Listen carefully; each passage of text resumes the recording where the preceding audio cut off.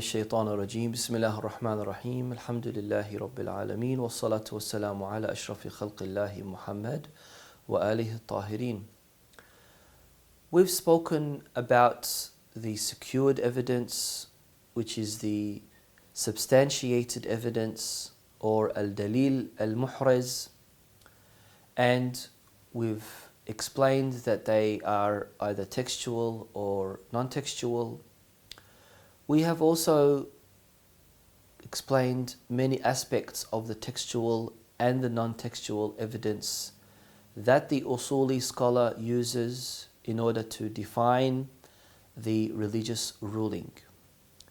Now we are at a stage where we don't know what the evidence is because we have not secured a substantiated evidence.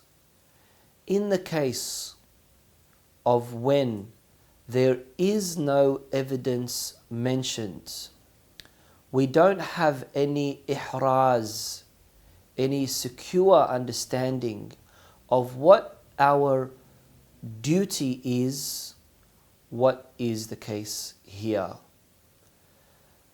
The Usuli scholar presents the arguments in there being non-secured evidence, al-adilla al-ghayr muhriza.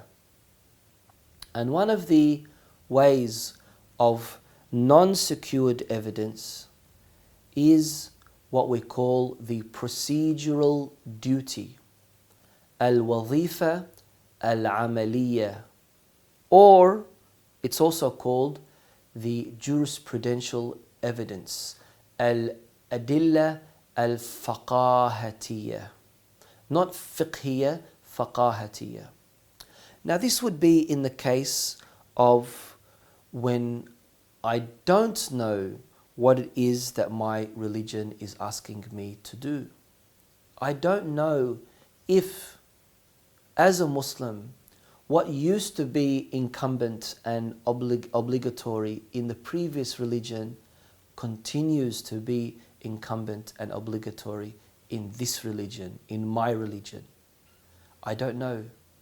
So what do I do in this case?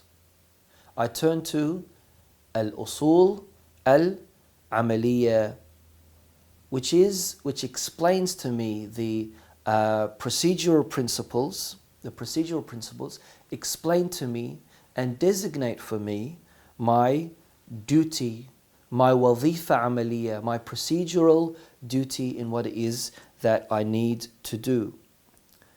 Usually, I would take the apparent meaning or the apparent ruling because it does not secure the reality, but of course it explains to me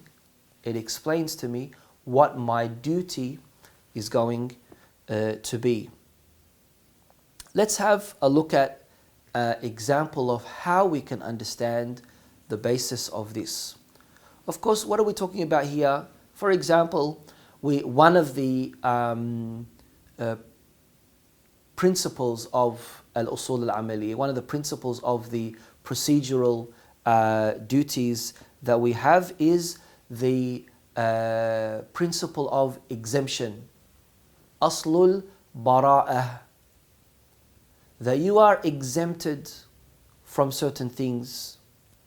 Now, we have a hadith from Rasulullah sallallahu alayhi wa alihi that says, "Rufi'a an ummati," my ummah, my people, my nation are exempted from, and then he says 9 things.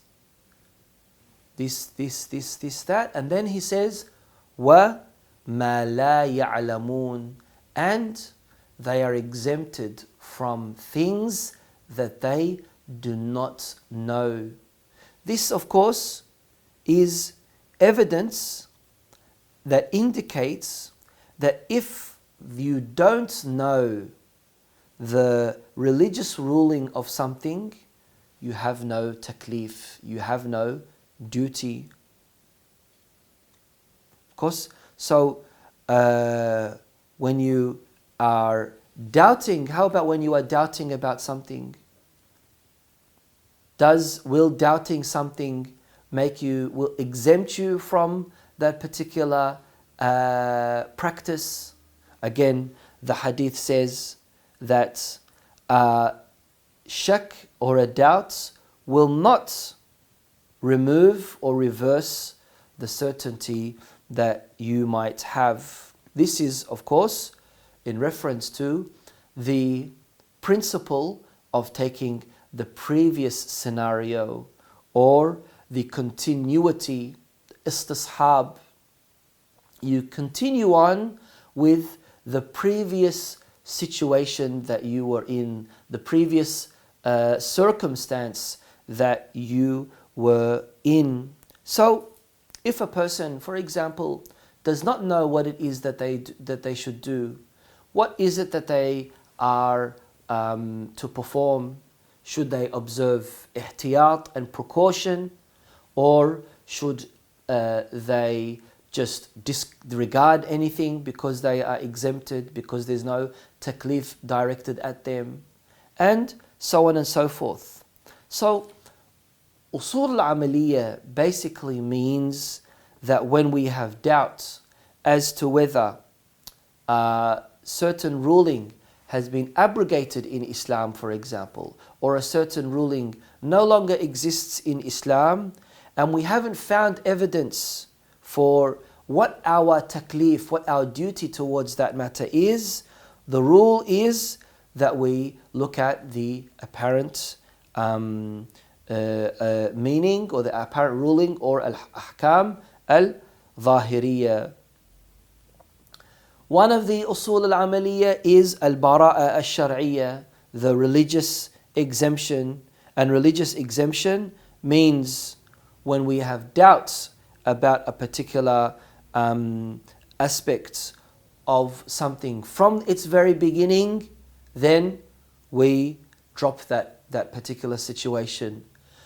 As for al-istishab, it is when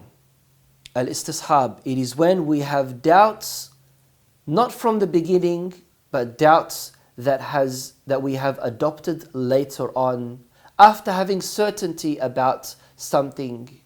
And ash-shak la yubtil al-yaqeen. Doubts will never invalidate or will never reverse as the state of certainty that a person might have. So we stick to the previous state until we find another evidence about that.